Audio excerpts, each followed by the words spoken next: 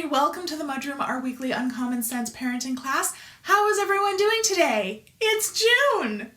We're officially on the countdown to summer holidays here in North America. June is just an incredibly busy month in my family because it has my mom and dad's birthdays, my youngest Owen's birthday, and my wedding anniversary, and all have been married for 11 years, which is kind of wild. Combined with the end of the school year, it gets just a little bit nuts around here. But luckily the rest of our summer is pretty tame. I know some of y'all already have kids out on break, some of you aren't taking a break because either your school year is set up differently than ours is or your kids are in daycare year-round. But I also know several of you are making some final decisions about September and which daycare or preschool your child will attend. So although we're winding down the school year, I wanted to go over some tips for what I consider to be important factors when choosing a care situation and the factors that I recommend my clients look out for too. Before we get into it though, allow me to introduce myself. If you're new around here, hi, my name is Alana Robinson and I'm a parenting coach for parents of toddlers, preschoolers, and kindergartners. I help you understand why your children are misbehaving and how to fix it without yelling, shaming, or timeouts. I'm your host here on the MudRoom. I'm also the host of the Parenting Posse Facebook group and I'm the creator of the Parentability program, where I help you raise well-behaved kids of your own. If you're watching, say hi and don't forget to like and subscribe so that you never miss another class. Okay, so obviously everyone has different priorities for daycares and preschools, but most parents I've spoken to, their priorities are all logistical or towards features. Like they'd like a daycare that's on the way to work, or they really want a preschool that has webcams so they can check in on their kid during the day, or they want a center that has a big outdoor play space. But when it comes to recognizing the factors that have a big impact on their child's learning experience and the hallmarks of a well-run daycare or preschool or even private kindergarten versus the red flags of a poorly run one, most have no idea what they're looking for. I've been an early childhood educator for over 10 years now, and I've been an early interventionist for over 15, so I have quite a bit of experience with every stripe of care situation that you can imagine. I've also spent the last 6 years of my career working with parents from all over the world, and it always breaks my heart when a client obviously put a lot of thought into choosing a daycare or preschool, only to actually get into the program and realize that they completely overlooked some important factors, and then they're stuck scrambling to find a more suitable situation. So today I'm going to share with you the factors that I look for in a preschool, what I advise my clients to look for in a preschool, and why. The very first thing I do when I start looking into any care situation for a child is to ask every institution I'm considering for a guidance policy in writing. I don't care if it's a PDF they email over or whether I have to go pick up a 3-inch binder. I want the policy they've drafted that lays out how my child's behavior will be handled. It's a very telling document, and not just the contents of it is telling. You would be floored by how many daycares and preschools I've asked for this document that don't have one. They can often talk a good game about how they handle misbehavior and even give some examples of scenarios. But the problem with not having a written guidance policy is that you can't be sure that everyone who comes in contact with your child will be following the same premise or is trained on how to properly handle challenging situations. Because if there's no documentation, how can you train someone on it? It also leaves everything that they say open to interpretation, and if there's ever a conflict between you and the teacher, you have nothing to refer to explain why your trust was violated or why you feel they handled the situation incorrectly. It's your word against theirs. So right off the bat, if they don't have a written guidance policy, that's a huge red flag, run. Once you do have it, you want to read it thoroughly. This document details how your child will be handled at their most vulnerable. How do they handle aggression? How do they handle conflicts between peers? How do they handle dysregulation? Are out-of-date practices like timeouts, spanking, or restraint and seclusion used? And before you roll your eyes, physical punishment is still entirely legal in most American states. I've had 2 clients in the last 2 years who were horrified to discover that their toddlers had been spanked, one with an open hand and the other with a paddle, and for pretty minor behavior incidents. And once they actually read the guidance policy, it was actually clearly stated that the teachers had the option to use physical punishment at their discretion. So read the document. Note anything that's unclear and ask for clarification. And of course, if there's anything that makes you uncomfortable, run. Child-centered, collaboration, restorative justice, natural and logical consequences, self-regulation, mediation, these are all buzzwords that are usually green flags. The second thing you want to look for is a play-centered curriculum. Play-based is a term that you'll hear thrown around a lot, but all that play-based really has come to mean is that it's still an adult-led program where academics are taught under the guise of playful activities. Play-centered means that play is at the root of everything. It's what the entire day is centered around. Another good sign is the use of emergent curriculum, which really means that the curriculum is built off the interests of the children in the room and the early academics are embedded within that interest. So like I worked in a preschool that was down the street from a fire station, and it was a very active station. And the kids all very quickly became obsessed with all things firefighter. Instead of trying to interest the kids in other topics, the educators leaned into it and they set up a play fire station. They went for a visit to the fire station. They read books about firefighters. While visiting the fire station, they asked questions of the firefighters like, what do you eat? And that became what the kids ate at snack time. They researched how fires were put out, and they actually were building fires with the kids and testing out fire extinguishers. Like, does sand put a fire out? Does dirt put a fire out? Does water put a fire out?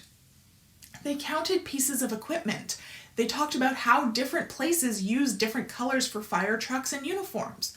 All the aspects of a preschool were embedded within that natural interest that was present in the real lives of the children, and they used that to deliver that information and make it relevant to the kids.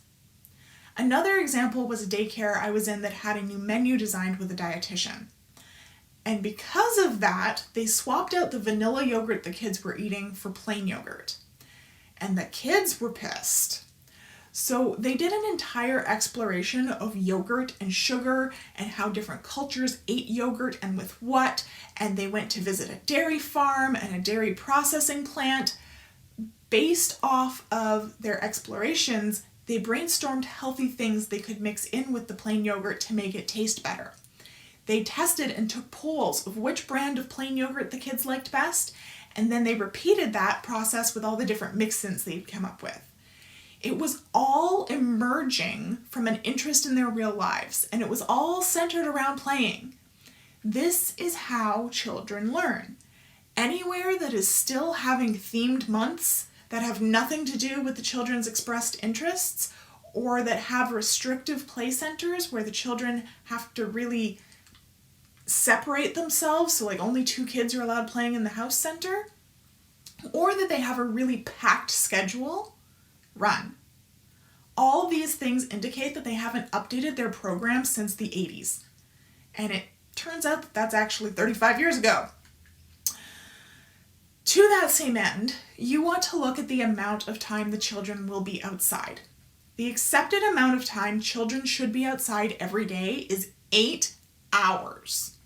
Now, absolutely nobody is doing that other than forced preschools. But you want guaranteed outside time. Many jurisdictions have the amount of time a child is legally required to be outside embedded in their care laws. So for instance, here in Ontario, a child who is in 8 hours of care must be outside a minimum of 2 hours every day. That's written into the Child Care and Early Years Act. So go Google your local care laws. It's the 21st century. They should be available online and readily available to read. So at minimum, you want them to be aware of and enforcing the local law to you. But if that law is under 1 hour for every 4 in care, or if they have no specified outdoor time, that's what you want to look for as a minimum. 1 hour outside for every 4 that they're in care. Minimum. Playing outside has so many developmental benefits. It's a perfectly balanced sensory environment. There are so many opportunities for imaginative play. Adults tend to be less involved in outdoor play, so there's more child-led play. There's opportunities for the illusion of risk and the illusion of privacy. All of these things are vital for our child's optimal development. So you want to make sure that your child is going to get those opportunities. If you live in a climate that's extreme, like Canada in the winter or like Texas in the summer, you want written guidelines for what constitutes extreme weather and what the alternative to going outside is under those conditions. Another thing to look for is how much the children are expected to sit and for how long. Circle time, or meetings as they're often called now, should be no more than 5 minutes for a child up to 4 years old, 10 minutes for 5 and 6 year olds. Anything longer than that is extremely developmentally inappropriate. It's setting them up for failure, and you would be floored how many of these care situations that I have been in where they're expecting kids to sit for 45-minute circle times. Another good indicator of this is how the room is set up. Are chairs and tables the center of the classroom design, or is it mostly open space for play? Are tables and chairs at the center of the classroom design? That likely means that they expect the children to spend a significant amount of time sitting and doing tabletop activities, which is just developmentally inappropriate for early childhood. There should be a rest space that provides the illusion of isolation. Being in care all day is exhausting, and we want there to be provisions for children who need a break from peopling. This can be a quiet corner, a tent, those big wood cubes that have like a circle cut out of the sides, those seem to be popular. Large foam blocks to build a fort. It doesn't have to be permanent, but it has to be available. In my experience, settings that don't have an available space for the illusion of isolation have way more behavior challenges in the classroom than ones that do. That ability to be on your own or feel like you're on your own is often vital for children who are feeling hyper-aroused or unsafe for whatever reason. So having it available is a sign that the educators are aware that some kids need space sometimes. Something else to consider is the art on display. Does it look like small adults did it? If so, either the children in this center are all fine arts prodigies, or the adults actually did it. We want art that looks like toddlers did it, even if that means it doesn't look anything at all. For toddlers and preschoolers, art is about the process, not the product. You want them to explore the materials and create from their imagination. It's the best fine motor practice there is. It allows them opportunities to practice representation, which is the first step in learning to write letters. It's an emotional control practice space too, because expressing yourself with colors and textures is a way of communicating how you feel. When children are forced to replicate crafts that adults have done, we remove all of those benefits. So look at the art that's displayed. Does it all look the same? Run. If it all looks wildly different and borderline indistinguishable, that's a good sign. And finally, ask about their definition of inclusion. Next week we're going to go more in depth on this, but for now, ask them if they are inclusive of children of all abilities, identities, races, and ethnicities. Ask for examples of how they meaningfully include these children in the program. If they don't have an answer for you, run. Inclusion isn't just important for the children who are being included, for the different kids. It's important for all kids because the inclusion or exclusion of children from any given program sends powerful messages to the children participating about how we interact with people who are different from us. If your prospective center passed the Emergent Curriculum test but not the inclusion test, something is very wrong, because the curriculum should be built to suit the students in the class. So if you have a class with an autistic child in the program, the curriculum and how the class runs should be altered to reflect the needs of the autistic children, and it should be altered for all the children. Otherwise, it's just integration. They allow different kids to enroll, but they aren't making any adjustments to ensure that the child is able to actually participate in the program. And that's contemptuous. If we're going to raise a generation of children who are accepting of others, who aren't perpetuating racism, ableism, misogyny, classism, homophobia, transphobia, etc., we need to ensure that the children in the classroom are being celebrated and included meaningfully as they are. And that means that the rules, the norms, the routine, everything is shaped by the children in the class now. And we'll expand more on this next week. So those are my checkpoints for choosing a care situation. I know it's a big job and often a very frustrating one, but given that most childcare centers and preschools in North America are private businesses, the more parents ask these questions, share concerns when there aren't answers, and don't enroll their children in settings that don't meet these standards, the more change we're going to see. Our parents and their demands created these settings. And bless them, they did the best they could with what they had, but it's 40-ish years later now, and we have had more child development research done in that 40 years than we did in the 100 before that. So our demands are going to create more inclusive, child-centered, developmentally appropriate settings. We have that power as parents. If you need support in making a decision or you don't know how to interpret something a potential setting has given you, come join us in the Parenting Posse, and we have over 10,000 parents who are more than willing to help you talk it through. The link for that is in the description. And if you're trying to decide about specific philosophies like Reggio Emilia or Montessori, go way back in the archive on the blog or the podcast, and we have episodes on each of these theorists and what their approaches entailed, so you can make an informed decision about that. Thank you so much for joining me today. I will see you next week for another Uncommon Sense parenting class. Bye!